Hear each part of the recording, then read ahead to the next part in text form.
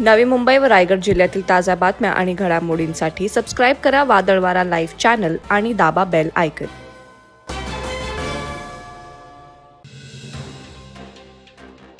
मुंबई गोवा महामार्गावर नागोठण्याजवळील निडी येथे एसटी महामंडळाची महाड बोरिवली गाडीचा अपघात झाला। निडी येथील इन्फिनिटी गॅसेस या कंपनी समोरील महामार्गावर हा अपघात घडला।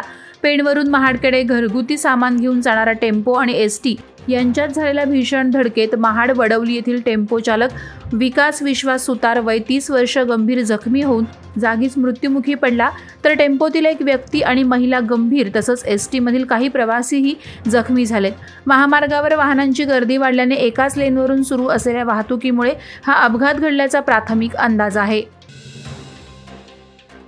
माणगावमध्ये दुसरी आंतरराष्ट्रीय धम्म परिषद संपन्न झाली। अभिधम्मा एज्युकेशनल अँड सोशल ट्रस्टद्वारे भदंत रत्नप्रिया थैरो यांनी परिषदेचं आयोजन केलं होतं।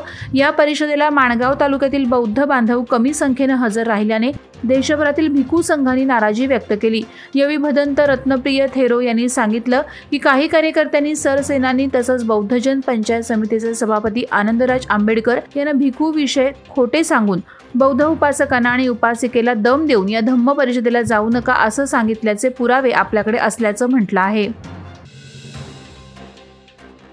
घरफोडी करणाऱ्या सराईत गुन्हेगाराला कोपरखैरणे पोलिसांनी अटक केली आहे। बोनकोडे विभागात झालेल्या घरफोडीचा तपास करत असताना गुप्त बातमीदारामार्फत आणि सीसीटीव्हीच्या आधारे मिळालेल्या माहितीनुसार कोपरखैरणे पोलिसांनी रिजवान खान या सराईत घरफोडी करणाऱ्या चोरट्याला जेरबंद केलंय। या आरोपीची सखोल चौकशी केली असता 5 गुन्ह्यांची उकल करण्यात आली असून तब्बल 20 लाख रुपये किमतीचे 17 तोळे सोन्याचे दागिने हस्तगत करण्यात कोपरखैरणे पोलिसांना यश आलंय। कर्जत तालुक्यात खाड्याचा पाडा येथे एक्सबिरियाचे गृहनिर्माण प्रकल्प मोठ्या स्वरूपात सुरू आहेत। ग्राहकांना आकर्षित करण्यासाठी त्यांनी बजेट होम, मुंबईजवळ रेल्वेजवळ पाणी, लाईट अशी वेगवेगळी प्रलोभनं दाखवली, मात्र स्वप्नातील घर खरेदी करू पाहणाऱ्या खरेदीदारांची फसवणूक झाल्याचं चित्र आहे। एक्सबिरियाने ग्राहकांना अद्याप सदनिकांचे ताबा न दिल्याने ग्राहकांची मोठी फसवणूक झाली आहे। कंपनीकडून ग्राहकांना घराचा ताबा देण्यात येत नसून ग्राहकांचे पैसे देखील परत केले जात नसल्याचा आरोप येथील खरेदीदारांनी केला। त्यामुळे ग्राहकांनी आता पुन्हा एकदा मनसेचे दार ठोठावले आहे। उरण तालुक्यातील चाणजे येथे सुमारे 100हून अधिक शेतकऱ्यांच्या 250 एकर जमिनीवर खारफुटीचे अतिक्रमण झाले।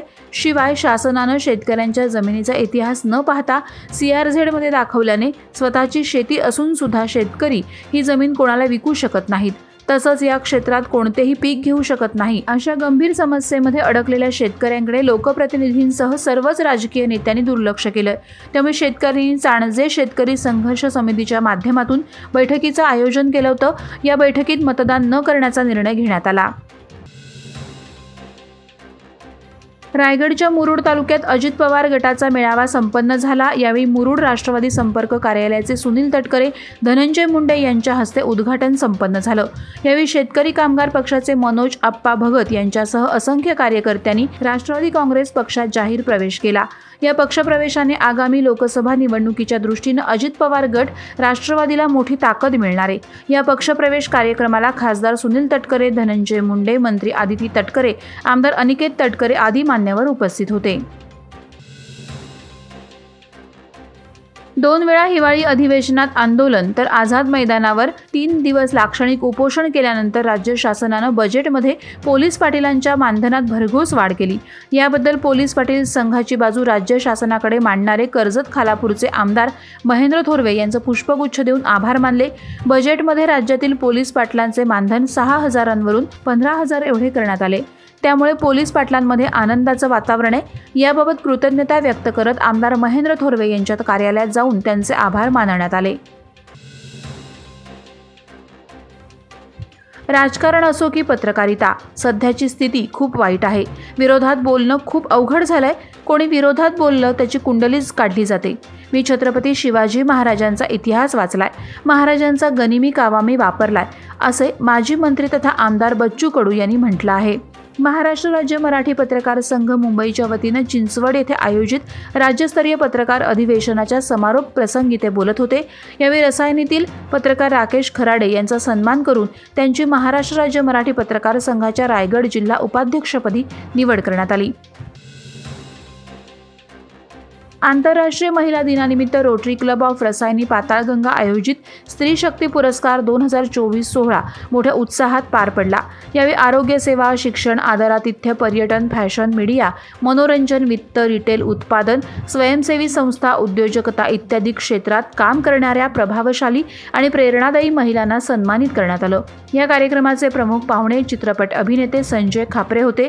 या कार्यक्रमाचा परिणाम असा झाला की अनेक पुरस्कार विजेत्या आणि प्रेक्षकांनी संपर्क साधून रसायनी रोटरीमध्ये सामील होण्यासाठी स्वारस्य दाखवलं। वादळवारा लाईव्हसाठी न्यूज ब्युरो, रायगड। नवी मुंबई व रायगड जिल्ह्यातील ताज्या बातम्या आणि घडामोडींसाठी सबस्क्राईब करा वादळवारा लाईव्ह चॅनल आणि दाबा बेल आयकॉन।